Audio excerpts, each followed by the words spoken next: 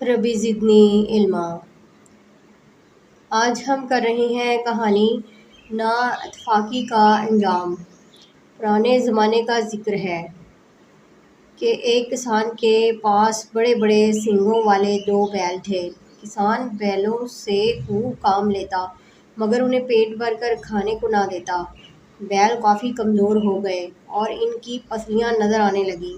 ایک دن جب دونوں بیل کھونٹوں سے بندھے ہوئے تھے، ایک دوسرے سے کہنے لگے، یہ کسان ہماری جان لے کر چھوڑے گا، بہتر ہے کہ ہم یہاں سے بھاگ چلیں، شاید اس طرح ہماری جان بچ جائے۔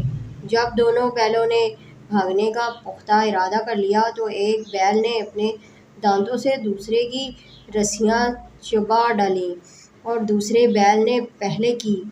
اس طرح دونوں بیل آزاد ہو گئے اور پھوٹنے سے پہلے ہی کسان کے ڈیرے سے بھاگ کھڑے ہوئے اور قریبی جنگل کی راہ لی۔ وہ جس جنگل میں پہنچے وہ بڑا سرسبز شاداب تھا۔ دونوں بیلوں کو کھلی فضا راس آ گئی۔ کچھ ہی دنوں میں دونوں بیل موٹے تازے ہو گئے۔ ان دونوں میں بڑا اتفاق تھا۔ دونوں ہمیشہ ایک دوسرے کے قریب چرتے اور کبھی کوئی آفت پڑتی تو اس کا مقابلہ باہمی اتفاق سے کرتے اور بڑے چین سے رہتے۔ جنگل کے جانور بیلوں کے اتفاق، دوستی اور محبت کی مثالیں دیا کرتے تھے۔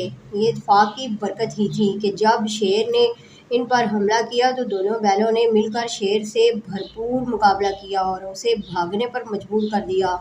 لیکن کچھ ہی عرصے کے بعد دونوں بیلوں کی آپس میں پھوٹ پڑنے لگی۔ ایک بیل کہنے لگا، شیر کو تو میں نے مار کر بھگایا، تم تو بس ادھر ادھر بھاگ کر اپنی جان بچانے کی فکر میں لگے ہوئے تھے۔ دوسرے بیل نے کہا، واہ، اگر میں بروقت اپنے سینگوں سے شیر کو نہ مارتا تو وہ کچا چبا جاتا۔ اس طرح کی باتوں سے تلخی بڑھی، تو میں ہوئی۔ ادھر شیر کے سکھانے پر لومڑی نے بھی پھوٹ ڈلوانے میں اہم کردار ادا کیا۔ لومڑی نے ادھر کی باتیں بڑھا چڑھا کر ادھر بتائیں اور وہاں سے سن کر ادھر۔ نتیجہ یہ نکلا کہ دونوں بیل ایک دوسرے سے بدظن ہو کر علیحدہ رہنے لگے۔ ایک بیل جنگل کے مشرقی حصے میں اور دوسرا مغربی حصے میں چلا گیا۔ شیر جب تندرست ہوا تو لومڑی نے خوش خبری سنائی۔ شیر خوش ہو کر بیل کی تلاش میں چل پڑا۔ یوں ہی بیل ایک جگہ چرتا ہوا شیر کو نظر آیا تو شیر نے جست لگائی اور ایک ہی وار میں بیل کو گرا لیا۔ شیر نے پیٹ بھر کر بیل کا تازہ گوشت کھایا اور دھاڑتا ہوا چلا گیا۔ اگلے دن شیر اٹھا اور دوسرے بیل کی تلاش میں روانہ ہوا۔